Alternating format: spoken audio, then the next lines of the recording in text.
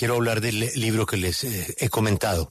Estaba bastante anunciado, gracias a Editorial Planeta, ya llega oficialmente Así veo las cosas, lo que nunca te conté. El libro lo firma un chico mexicano, dice la presentadora del libro, un chico mexicano que llega a Los Ángeles con una guitarra, una mochila y ganas de tragarse el mundo. Su nombre, Jorge Ramos. No muy alto, delgado, ojos claros, muy guapo. Medio solitario, introvertido, tranquilo, observa todo con atención. Haber renunciado a su México, a su sueño deportivo, era una vida nueva. Es un prólogo muy lindo, muy breve, que escribe una gran amiga de él, la reconocida escritora Isabel Allende. Pues yo creo que el muchacho sigue siendo no muy alto, sigue siendo flaco, sigue teniendo los ojos azules, sigue estando muy guapo. Lo del pelo se nos ha complicado un poquito mirando las fotos de archivo del propio libro. Se nos ha complicado un poquito la situación de pelo. Pero lo importante es la sustancia que hay en el libro. Una historia realmente ejemplar de cómo los sueños se vuelven realidad. ¿A qué le apostaba Jorge Ramos, esa estrella indiscutible de nuestra profesión en un país tan competido como los Estados Unidos? ¿Cuál era su sueño? ¿Qué había en esa mochila? Además de unas camisetas, ¿qué había en esa mochila? Nos atiende a esta hora Jorge, es un placer saludarle. Jorge, gracias por estar con nosotros y mucha suerte con el libro. Gracias, Julio. Que realmente Isabel se nota que es mi amiga, porque nadie más hubiera escrito algo así. No, pero tú sabes que son dos cosas. Cuando yo era niño nunca le dije a mis papás, ay, yo quiero ser inmigrante, no. Yo le dije, yo quería ser astronauta, yo quería ser futbolista, yo quería ser rockero, pero jamás les dije que quería ser inmigrante. Y más que algo que me atrayera de los Estados Unidos, es algo que me estaba expulsando de México. O sea, yo salí escapando de México. Acuérdate, cuando yo me voy en 1983, México no era una democracia, México era un país muy represivo. La dictadura perfecta, decía Mario Vargas Llosa. Y no nada más estaba huyendo de eso, Julio, sino tenía un padre muy estricto, muy autoritario. Estuve en una escuela católica donde nos golpeaban en las nalgas y en las manos.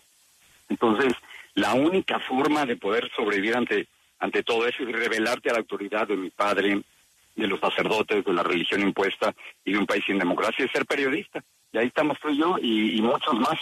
Esta es la única profesión que te permite a los 66 que tengo ahora ser joven y rebelde al mismo tiempo. Bueno, y como dicen en México, y tener chanfa, que es otra virtud. Jorge, hay una parte muy interesante de su juventud deportiva. Es, la verdad, emocionante, pero también debió ser muy duro. Usted había podido ser un atleta y pues tenía en su mente inclusive los olímpicos, o yo no sé, una gran competencia. ¿Sí? Usted corría 400 metros con vallas y de pronto su entrenador le dijo que había un riesgo de quedar paralítico y ahí usted se atacó a llorar profundamente. ¿En ese momento era su sueño, ser un atleta?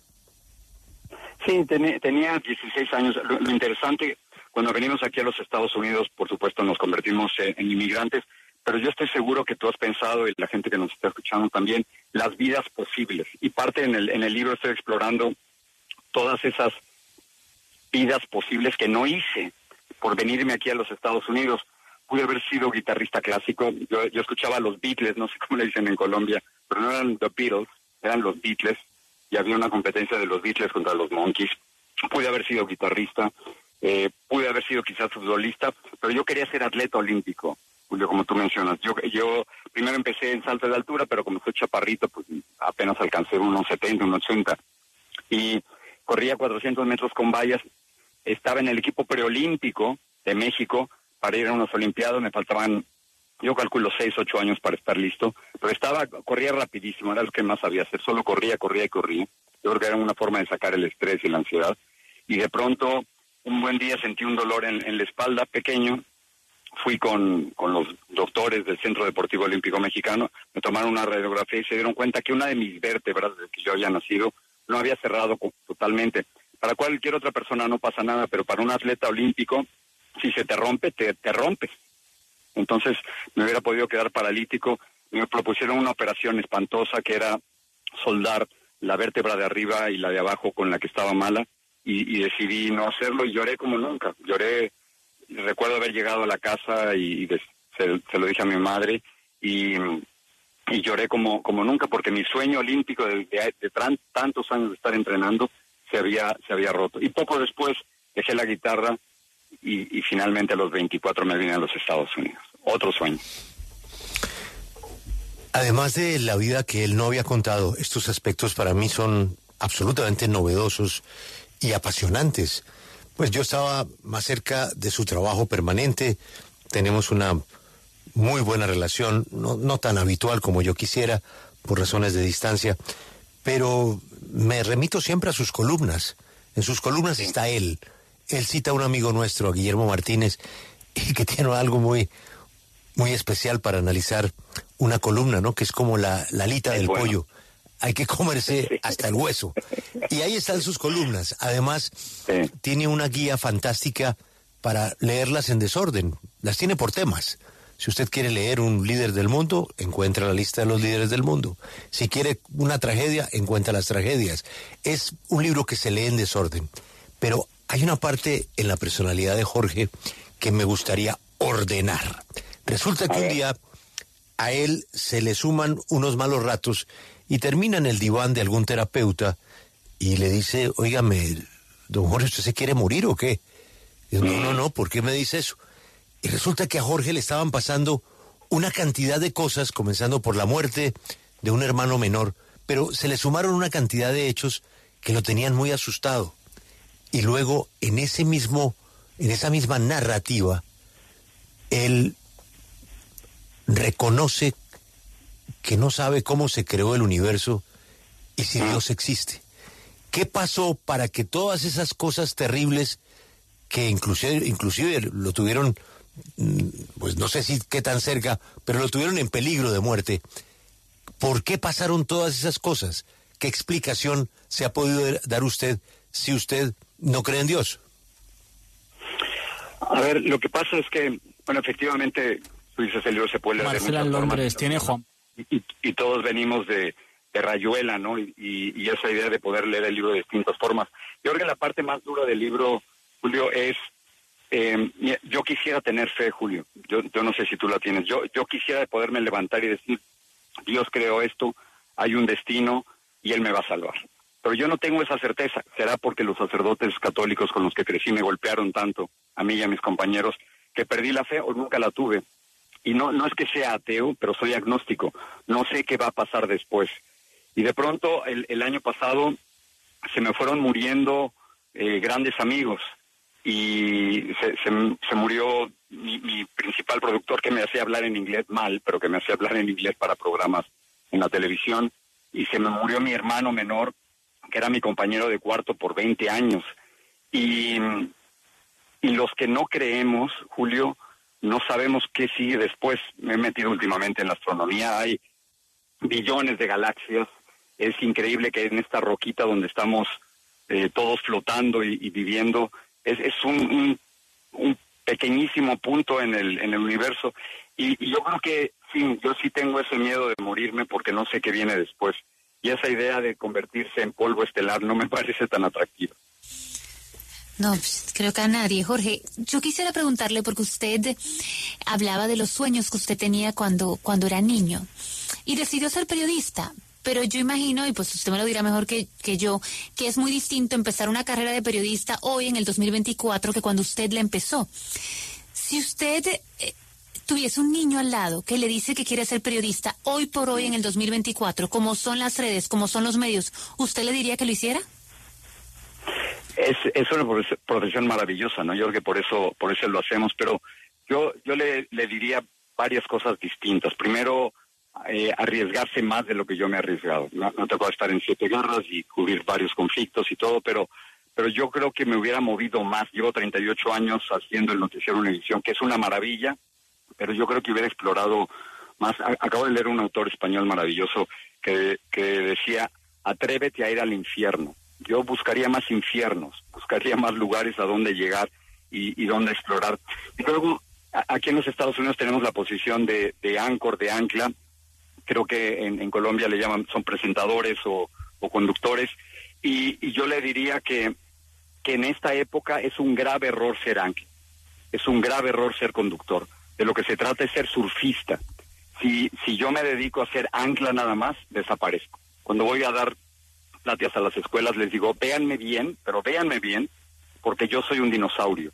Porque lo que yo le estoy pidiendo a la gente que haga es de dinosaurios. Es decir, hacer una cita conmigo a las 6:30 para ver las noticias, eso ya nadie lo hace. Y si no tuviera una vida fuerte en las redes sociales y en streaming, yo creo que desaparecería. Así que de lo que se trata es ser creadores de contenido como ustedes y luego ser surfista y tener la posibilidad de ese mismo contenido meterlo en distintas plataformas. Es la única manera de sobrevivir en estos días. Jorge, a mí me interesa mucho esto que mencionaba de las vidas posibles, porque yo creo que todos tenemos vidas posibles y que con el paso del tiempo uno las va revisando a ver cuál habría sido.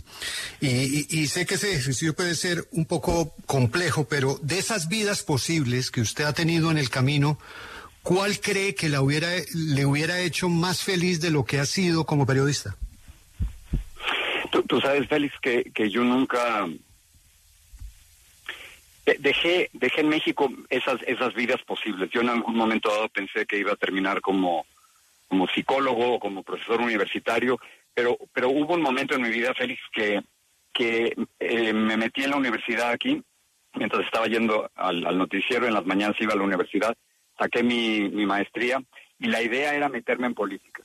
La idea en un momento dado, te estoy hablando hace más de 20 años, era tener la preparación suficiente y luego regresar a México, que yo creo que ese es el sueño de todos los inmigrantes. No hay día que no piense cómo hubiera sido mi vida en México. Los tacos de al pastor que me comía, mis amigos que dejé, mis hermanos todavía hoy en día me preguntan por qué te fuiste. Cuando mi papá estaba un poco malo, tenía problemas cerebrales y cardíacos, y todavía mis hermanos me reclaman que los dejé cuando más me necesitaban. Yo creo que hubiera sido, siempre me quedé con la tentación de hacer política, de meterme en la política. Yo muy arrogantemente y estúpidamente decía en la universidad que yo quería hacer noticias, no cubrir las noticias. Pues terminé cubriendo las noticias, pero eso me quedó pendiente, Félix. Jorge, usted señala en el libro que la razón por la que escribió precisamente esta historia en Así veo las cosas es que hay muchas cosas que en la televisión no le permite contar y que tiene atragantadas. ¿Le resulta frustrante o limitante el ejercicio periodístico en televisión o cree que la televisión está sobrevalorada en ese sentido? No, hombre, al contrario, la televisión ahorita estamos perdiendo audiencias horriblemente, estamos perdiendo audiencias 20 o 30%. Y si no tenemos la posibilidad de sacar contenido, así como ustedes, de la televisión y luego meterlo en otras redes sociales, es imposible. Te doy un ejemplo. Hago un programa los domingos que se llama Al Punto, y hace poco entrevisté a Mario Kreuzberger y a Don Francisco. Si nos fue bien, en el segmento de Mario tuvimos cerca de 500,000 de personas que nos estaban viendo. Pero esa misma entrevista la sacamos, la pusimos en redes sociales, en Instagram, en Twitter, en X, y de pronto tuvimos más de 8 millones de vistas. Bueno, yo creo que por ahí es el futuro, pero yendo a tu pregunta, no es que la televisión y lo que ustedes hacen sea frustrante, al contrario, es alentador y es esperanzador, y es maravilloso poder ir a los lugares del mundo donde cambia la historia. Lo que pasa es que no me contrataron para llorar, no me contrataron para reírme, no me contrataron para que yo comente en la televisión las cosas que están pasando, y hay cosas que se te quedan atoradas en el estómago y en la garganta.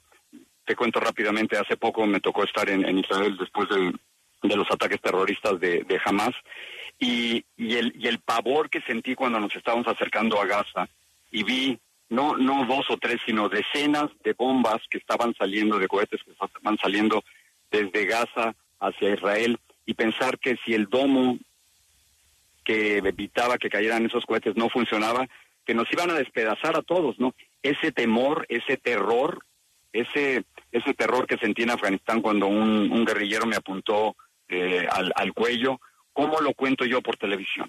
La única manera de hacerlo para mí ha sido a través de las columnas que ahora he juntado. De las 1000 y tantas columnas que he escrito, escogí las 100 más personales. Eso es lo que puedo contar en ella. Jorge, te pregunto desde Londres, Marcela, como mexicana, como periodista y como inmigrante, pues me emociona mucho este libro. Y la pregunta es, de todos estos personajes que has entrevistado, ¿a quién te gustaría entrevistar, vivo o muerto? O sea, ¿quién sería así tu máximo de entrevistado? Bueno, entre los entrevistados, ustedes saben, mientras más malos, mejor, ¿no? Los malos son buenos entrevistados. Y ahí me tocó un intercambio de unos 15 minutos, cerca de 20 minutos con Donald Trump y con Maduro, un minuto, creo que 50 y tantos segundos con Fidel Castro y varios expresidentes mexicanos, Carlos Salinas de Gortari, que era durísimo, ¿no? Pero me faltan otros. Les acababa de decir que soy agnóstico. Nada me parecería más interesante, maravilloso, que ir con el Papa. Llevo años pidiendo una entrevista con el Papa, y que el Papa me diga dónde está el cielo y dónde está el infierno y para dónde me voy.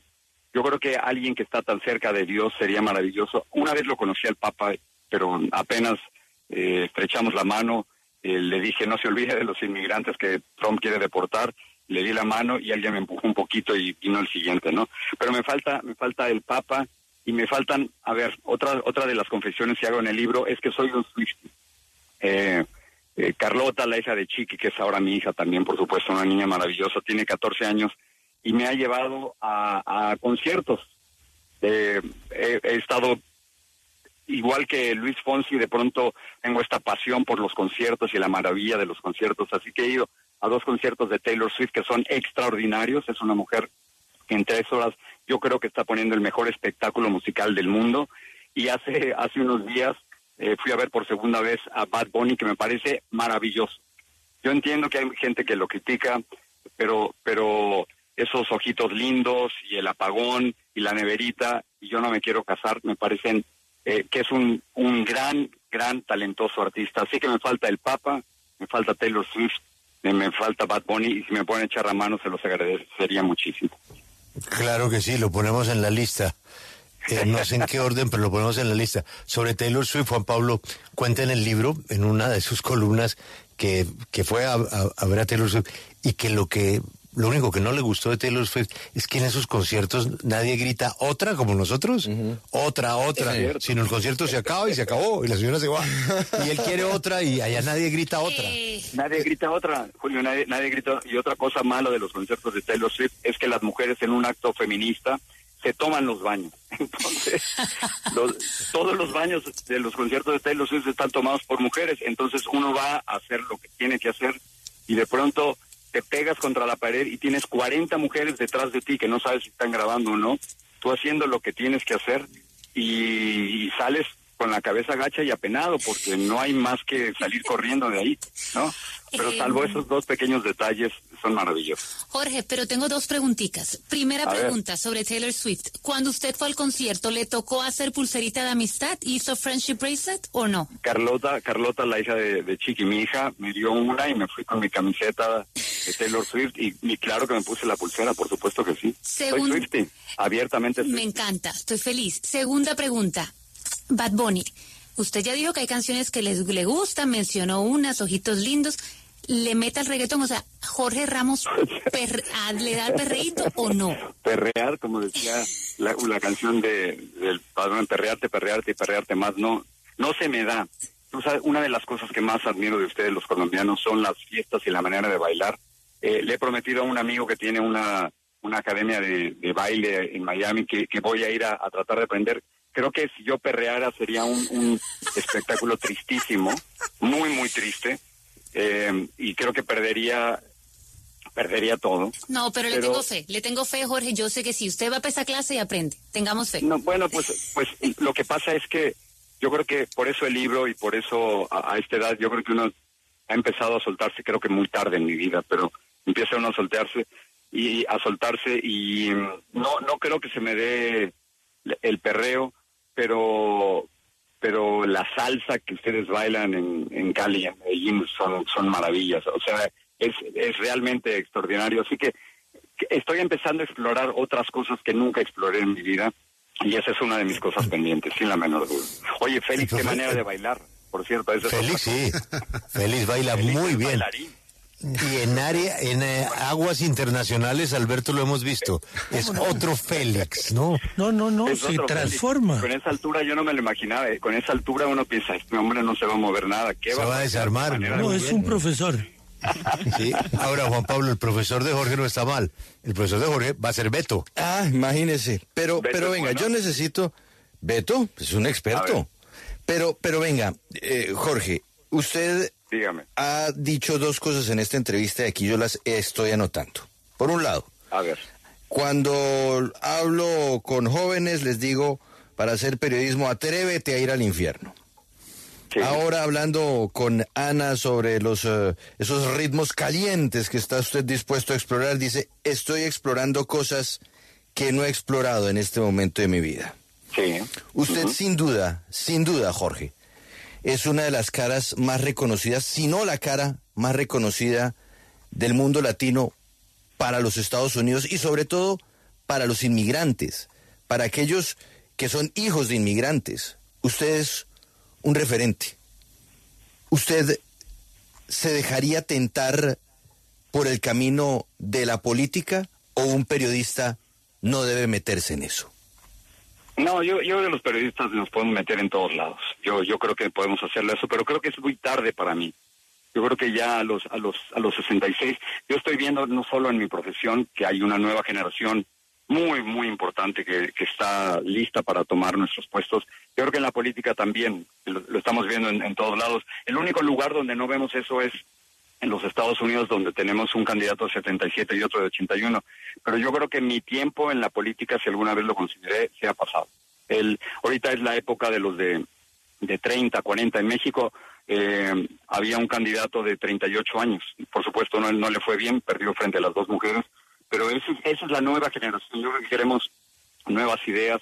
El mundo está cambiando muy rápidamente. Creo que mi tiempo se pasó, pero de nuevo la maravilla de poder hacer periodismo es que eso por lo menos te mantiene vivo y rebelde por lo que nos resta. Creo que mi labor sigue siendo, al igual que muchos de ustedes, estar del otro lado, molestando, ser contrapoder, cuestionar a los que tienen el poder. He dicho que, por ejemplo, ahora con Claudia Sheinbaum en México nos toca, ante una posición muy débil, nos toca ser contrapoder, y esa posición de cierta desobediencia constante, de rebeldía, me parece que ese es mi lugar, y que al igual como la salsa no se me da, yo creo que la política ya se me pasó.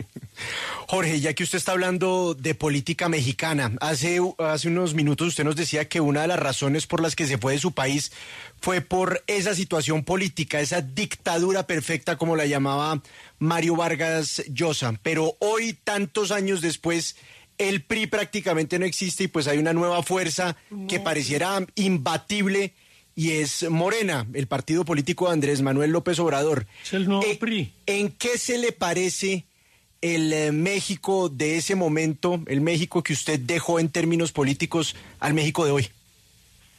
Sí, primero, déjenme aclarar perfectamente, México sí es una democracia. En México sí ganó el domingo pasado la candidata con más votos.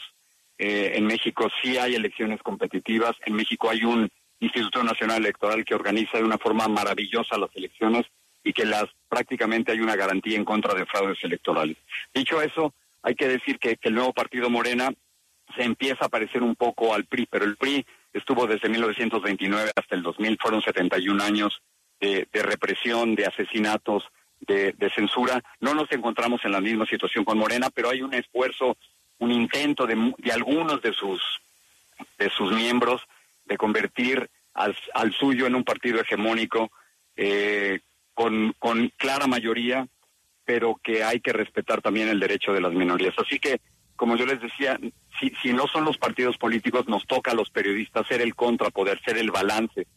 Hay grandes diferencias, pero muchos temen que Morena vaya a abusar de la autoridad y del mandato que ha recibido por parte de la gente.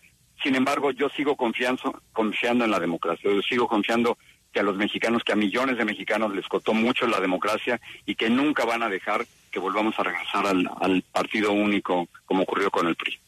Jorge, justamente nuestra credibilidad, la del periodismo en el mundo, cada vez es más cuestionada, especialmente por gobernantes. Incluso se nos está exigiendo, aquí en Colombia ya está pasando, revelar las fuentes. Justo este fin de semana, le cuento, me puse al día viéndome de Pose y volví a preguntarme, ¿seguiremos saliendo triunfantes como lo logró The Washington Post y The New York Times en esta película o vamos en declive definitivamente?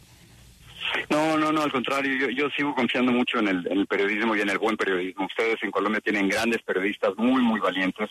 Nosotros en México también. Nos han matado 43 periodistas por buscar la verdad durante el último sexenio en México. Y no, yo creo que hay que seguir protegiendo nuestras fuentes, hay que seguir siendo contrapoder. Y ahora en un mundo con las redes sociales y con tanta polarización, creo que en ciertas ocasiones debemos tomar partido. No nos debe dar miedo tomar partido con la democracia, con la libertad, o en casos de corrupción, de racismo, de discriminación, de violación a los derechos humanos, de dictaduras, de la destrucción del medio ambiente. Creo que nos toca a los periodistas tomar partido. Ahí sí nos toca tomar partido. Y si no tomamos partido en esos casos, me parece que no estamos haciendo bien nuestro trabajo.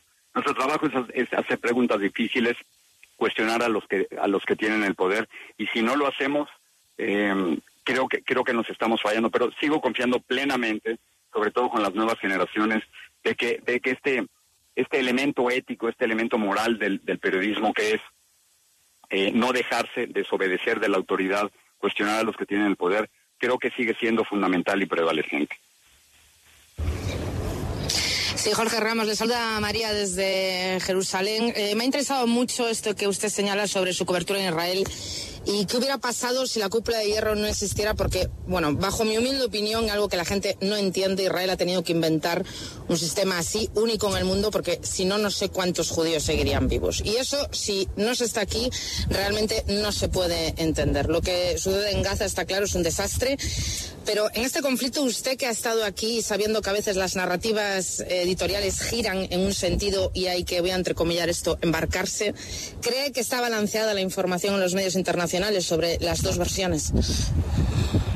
Bueno, hay medios que hacen un gran esfuerzo por balancearlo y por dar los 2 o 3 o 4 puntos de vista, y otros que no hacen el menor intento. Yo suelo regirme y leer aquellos que dan un panorama balanceado. Yo cuando estuve en Israel me hubiera encantado poder entrar a Gaza, pero sencillamente no nos dejaron entrar a Gaza, como a muchos otros periodistas no.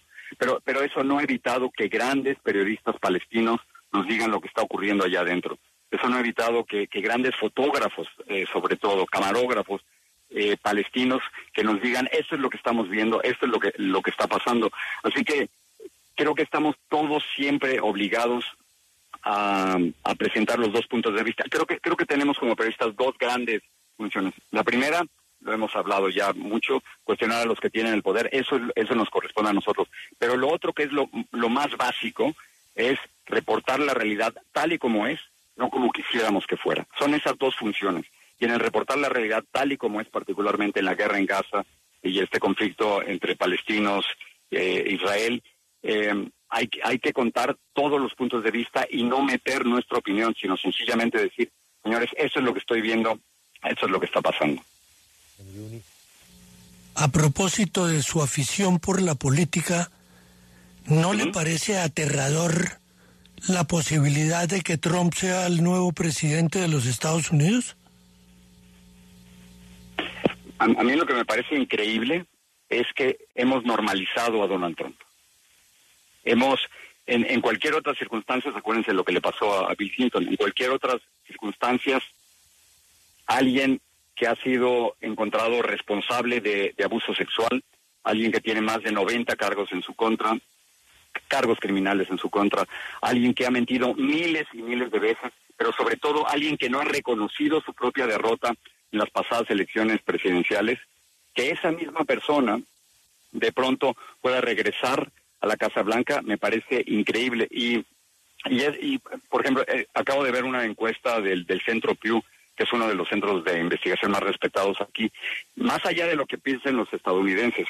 O sea, frente a un señor, Donald Trump, que ha dicho que los inmigrantes mexicanos, y yo soy un inmigrante mexicano, que ha dicho que los inmigrantes mexicanos somos criminales y violadores, que ha amenazado con volver a separar a miles de niños de sus familias, que ha prometido realizar la mayor campaña de deportación masiva desde los Estados Unidos hacia México y el resto de América Latina.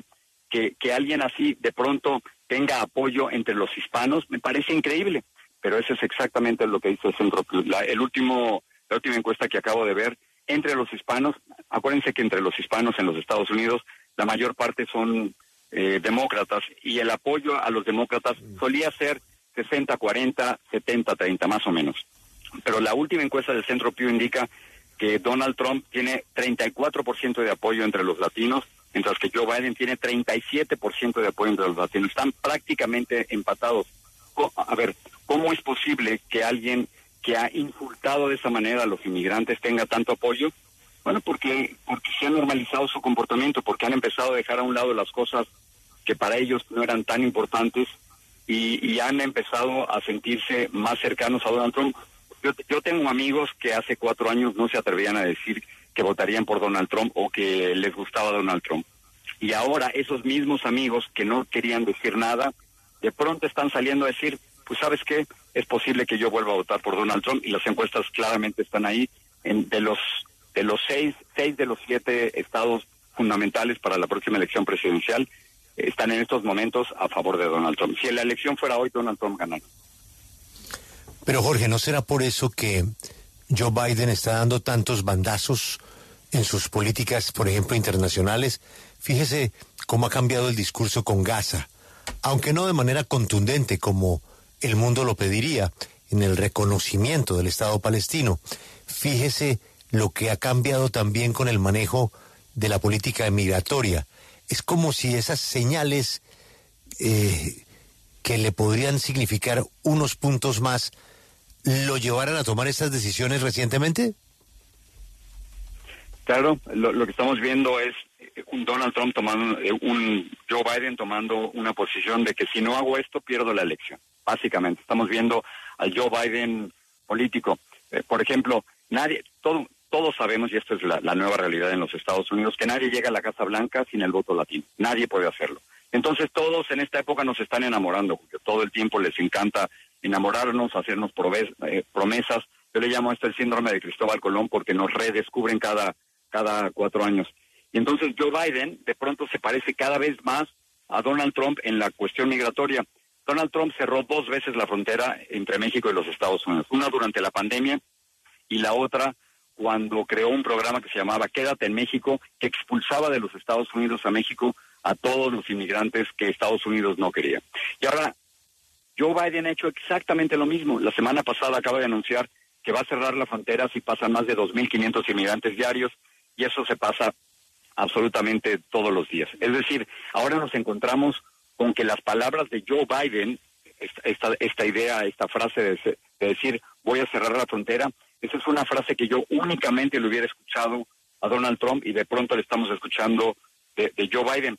Estados Unidos claramente se está yendo hacia la derecha. Los latinos hay una tendencia claramente hacia la derecha, pero ciertamente Joe Biden cree que al asimilarse, al parecerse a Donald Trump, va a ganar votos.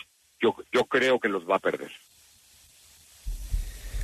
Pues Jorge, nuevamente celebrar que Planeta nos tenga el libro de su vida, de sus columnas y de ese Jorge que no conocemos. Así veo las cosas, lo que nunca te conté. Repito, este Planeta, y todos nuestros oyentes lo podrán disfrutar.